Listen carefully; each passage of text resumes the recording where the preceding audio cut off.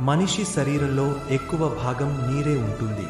కానీ ఏదైనా గాయమైతే మాత్రం రక్తమే బయటకు వస్తుంది. గుండె నిండా రక్తం ఉంటుంది. కానీ మనసు గాయపడితే మాత్రం కన్నీళ్లు బయటకు వస్తాయి.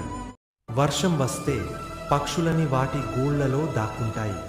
గద్ద మాత్రం వానకు అందనంత దూరంలో మేఘాలపైన ఎగురుతూ ఉంటుంది. నీ అపజయాలను తప్పటడుగులని ఎప్పుడూ అనుకోకండి.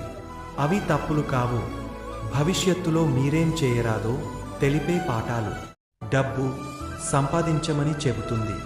లక్ష్యం కష్టమైనా చేరమని చెబుతుంది.